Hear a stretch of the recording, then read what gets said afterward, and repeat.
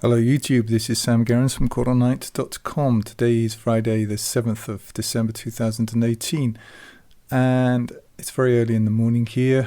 It's only about 6 o'clock, so I haven't been awake so long, but I wanted to make a quick video to explain why I make boring videos.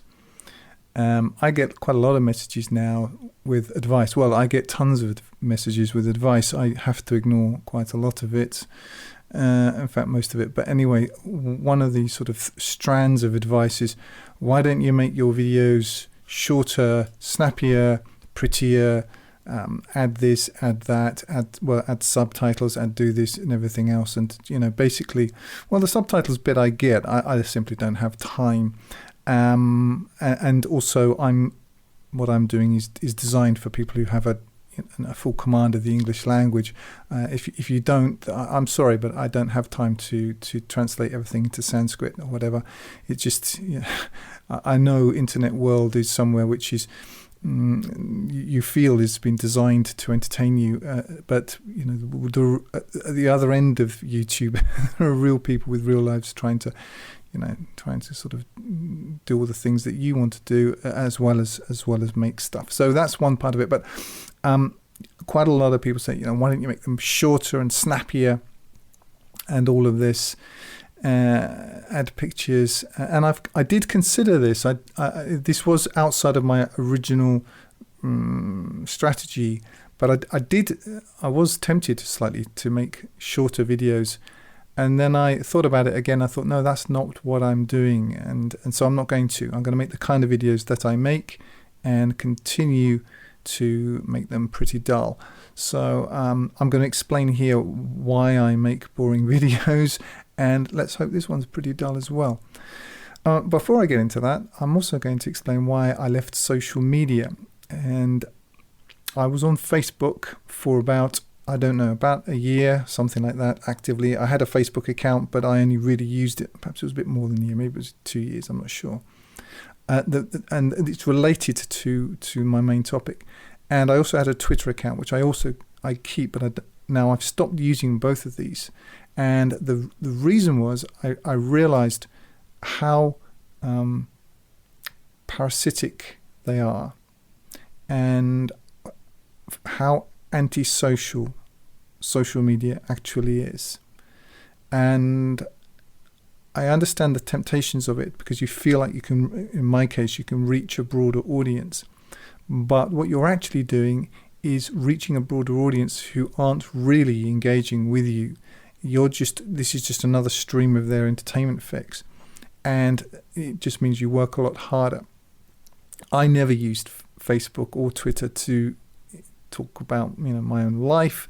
I never posted pictures of myself. I never posted pictures of my lunch, my family. Never, ever, ever. It was always very about business, as it were, either about my work on the Qur'an or commenting on things going on in the media. And what I found was that you develop this echo chamber, or you begin to live in an echo chamber of people who either really like your stuff or really hate your stuff. And it was a continuation of this somewhat polarized experience that I have in some ways, even on YouTube. Now, something that I realized with social media is that it forces you, in a way, it forces you to compete with yourself. It doesn't so much with me, because I've never been after numbers. That's never been the goal. And that relates back to my original comments about why I don't make it, funner for people. Because, as I'm going to get to, this has never been my goal. I think I've got about 4,500, maybe a bit less, 4,000 something and change subscribers. I've been doing just the YouTube part of my work since November 2015. It's now December 2018. It's nearly 2019. That's a long time. So the amount of subscribers is actually very low, and I'm all right with that, for reasons I'll get into in a second. So what social media does is it encourages you to dumb down Because sure, if I made my work full of pictures and more sensationalist and more fun, sure, of course, it would reach a far broader audience. It would. A far broader audience of people who wouldn't be able to do anything with it. And all that would be is vanity publishing, and that's not what I'm doing. It's not what I'm about. That's not my core goal. My core goal my core goals are to have some people out there understand what it is that I've done, so that if anything happens to me, there are other people out there bright enough to get it, firstly. Secondly, I understand the time that we're living in, and that really outside of warning the elite and the punishments of God becoming binding, which is the Quranic methodology, what I call the God protocol, my honest opinion is we're finished. They're creating a tyranny that's perfect. And look at this generation, the bubblegum generation, the social media generation. You really think they're going to stop anything? I don't. So for me, I don't mean to sound callous, but I don't have an interest in these people from the point of view of my strategy and my goals. Now, if I were not doing what I'm doing here, if I were not doing what I'm doing on YouTube, for example, I wouldn't be on social media at all. I never used social media prior to publishing my work. I had no need to. I did something online. I used to use the internet for a lot of different reasons, mainly to do with work, but I didn't, tweet and Facebook my opinions about things. Now, if I really wanted numbers, I mean, all you need to do is put a picture of Kim Kardashian's bottom or some ridiculous thing on in the image and so on, and I'd have more hits in a week than I've ever had in my entire YouTube presentation. So that isn't what I'm about. I don't try to make things more complicated than they have to be, but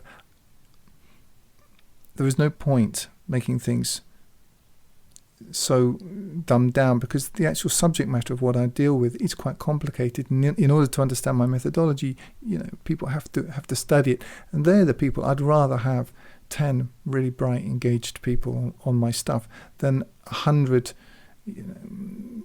entertainment junkie surfer kind of people. That's just the way that I think about it, and I know it's counterintuitive. But my philosophy has been what you might call anti-network effects from day one.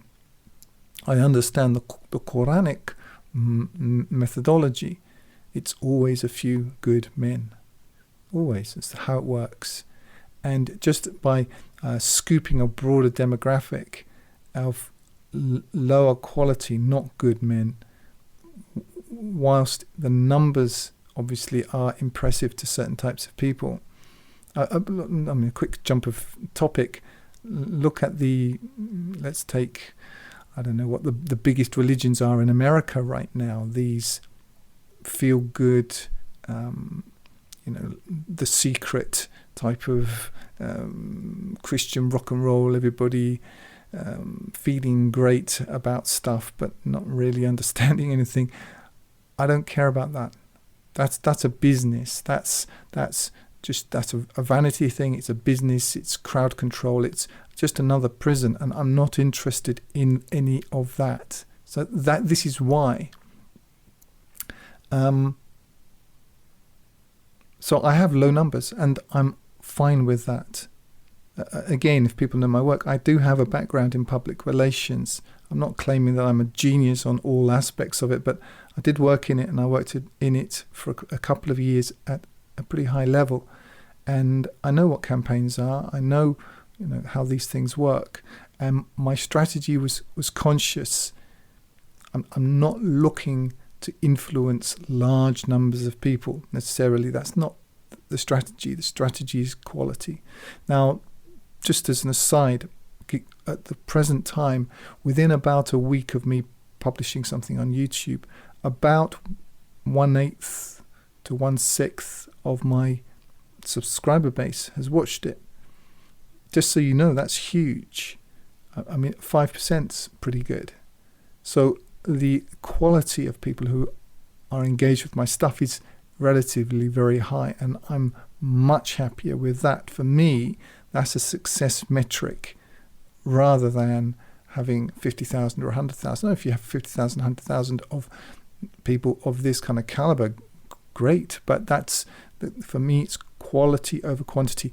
And this is what social media and actually the internet almost militates against this.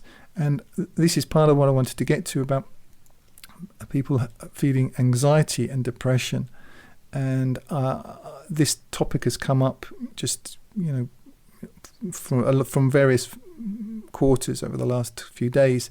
But I do think that social media and this type of insipid anti-communication is making a lot of people depressed. I stay away from it now. When I was on Facebook, even at my level was not personal. I didn't get into personal stuff. I didn't, put out pictures of myself and wait for people to like them or not like them. It was all about, as it were, business. But even so, I felt for myself that it was, you reach almost like a law of diminishing returns quite quickly. And I'm not saying I would never use Facebook again or continue, reopen my channel there or just start posting again, but I would not use it in any depth. I just use it as a publishing tool.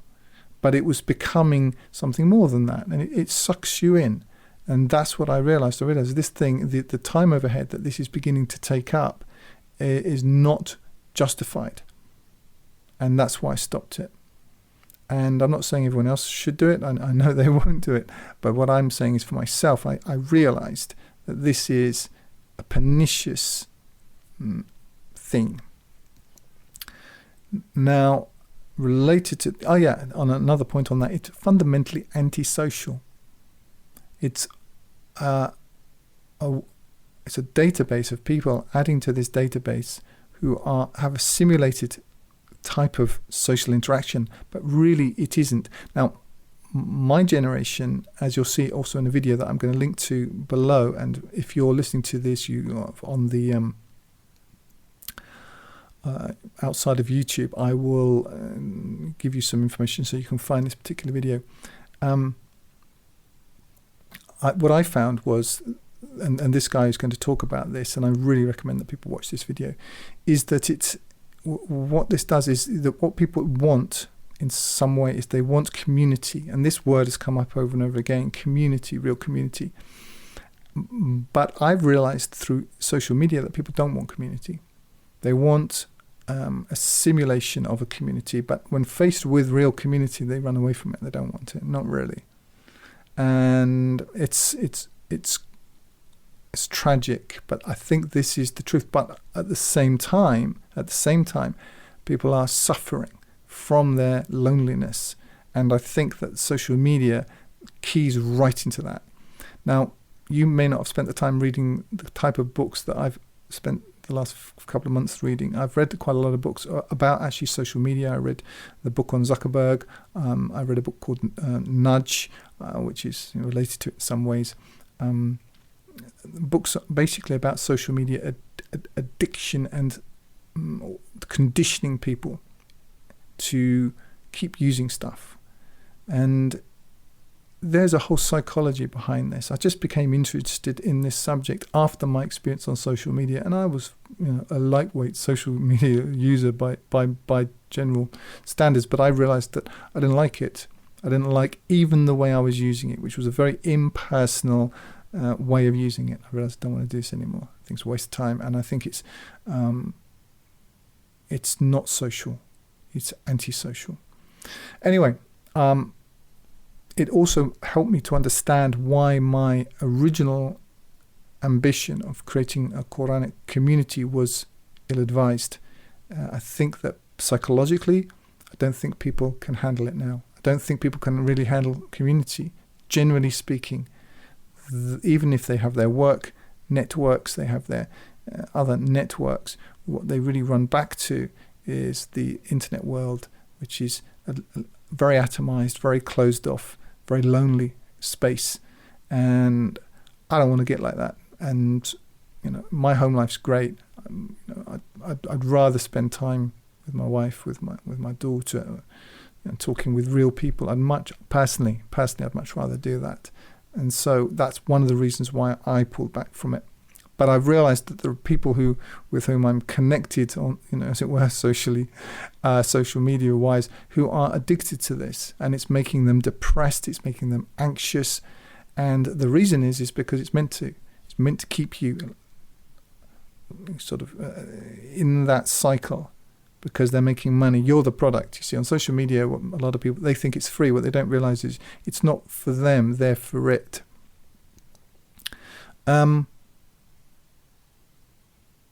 I can see that real community is not what people want. They won't do it. It's too difficult. It requires too much reality, all of this stuff. Until there's a war, until there's a massive economic collapse, or until the internet goes down. And then they're suddenly they're going to wake up, and it's going to be too painful. So I think that people are afraid of real contact, generally speaking, when it comes right down to it. That's been my experience. So I have to work with that reality. Another reason why I make boring videos, just going back to the core point, is that I want to lead people or point people in the direction of my work, the Qur'an, a complete revelation. It's 536,000 words. It is the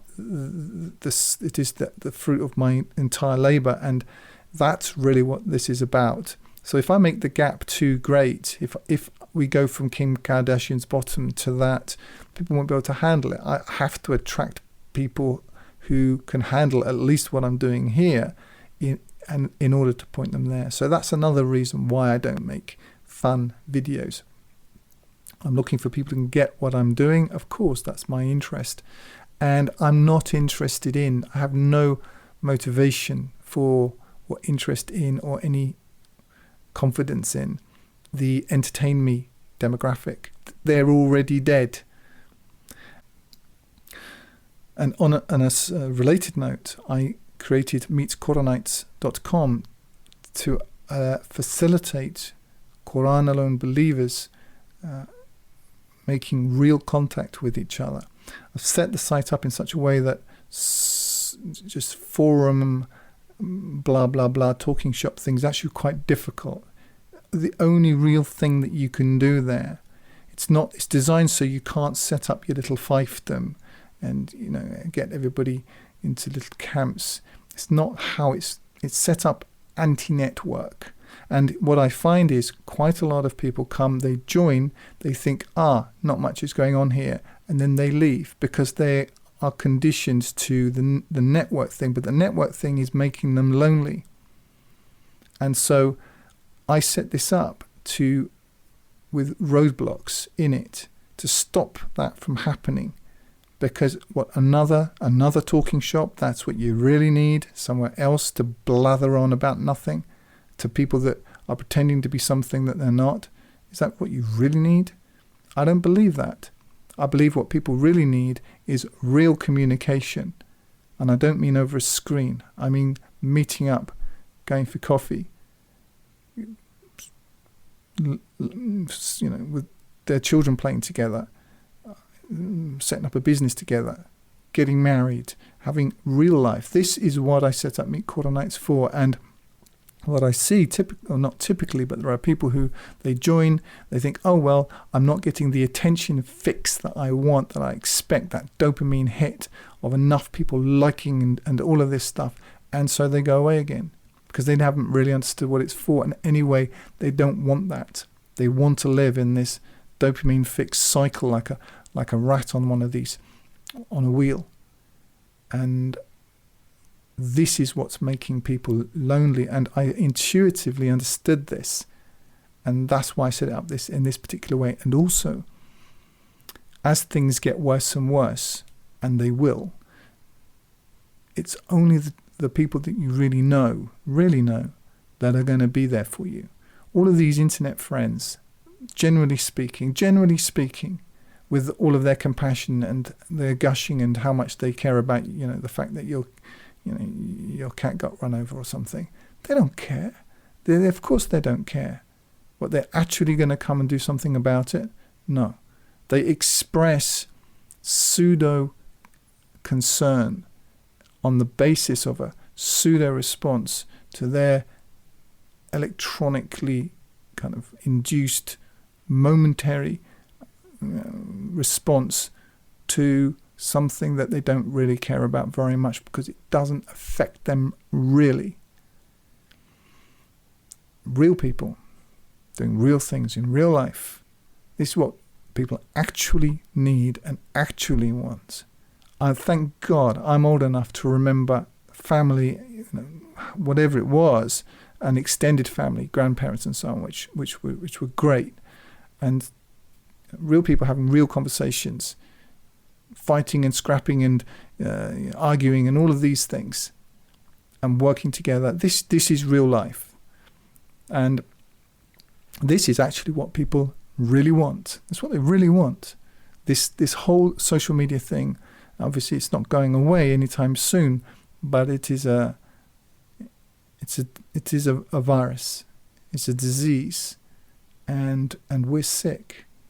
The society's sick, and it also means there are fewer and fewer and fewer people with whom it's possible to talk. I mean, it was pretty bad even before this, but people are now objectively dumber and even less able to engage. I mean, look around you. Around the place, you see people driving. In this country, you see a lot of people driving, and women in particular. She's on social media at the same time, talking about whatever it is. And now I'm going to recommend to everybody to watch a video. It's longer than this. I think it's about an hour and a half, and it's just a guy talking in inverted commas. It's an excellent interview. If you're listening to this outside of YouTube, you won't see the link, so I'll just give you the name of it. And it's called Sam Vaknin, The True Toxicity of Social Media Revealed. If you look that up, you'll find this interview. It's stunningly good, and I think it will explain much better than I'm doing here. This guy's thought about this an awful lot. Why it'll put a lot of flesh on the bones, as it were. I do know of Sam Vaknin's work. I did know of it prior to this. He's somebody who I've looked at with regard to a narcissistic personality disorder, psychopathy and so on. He's a colourful character. You may not agree with everything that he said, but his general thesis is excellent. And I think it will explain and help to explain to those people who suffer from anxiety why they suffer from it. Because social media this isn't a sort of a mistake or a coincidental effect. This feeling of alienation that many people have from the social media interaction is designed. It's baked into the cake on purpose. So that's, in summary, why I make boring videos, because I don't want to key into that. I want to key into people's genuine need to engage with the Qur'an really, and in order to do that I need to be real and in a way verbose. I need to make it as it would be in a real conversation.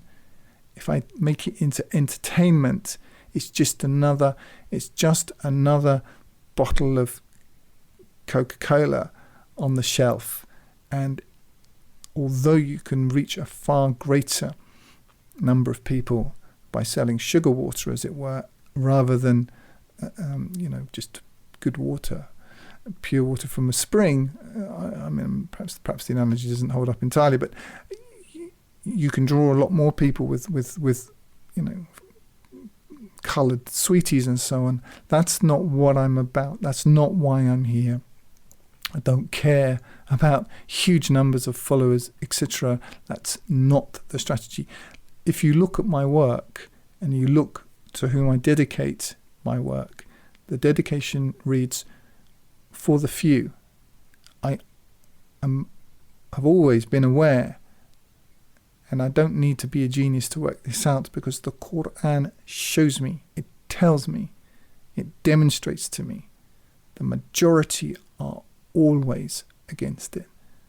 It's a few good men, pretty much always. There are a few exceptions, and in the mission of Muhammad, if you read, the people entered into the doctrine of God in crowds. That is an exception. The people of Yunus, or the people to whom Yunus was sent, Jonah, that was an exception. The vast majority of cases, people who call to God alone are rejected, and by the vast majority, it's never going to be sort of like a popular thing in all likelihood. And to expect it to be, and to try to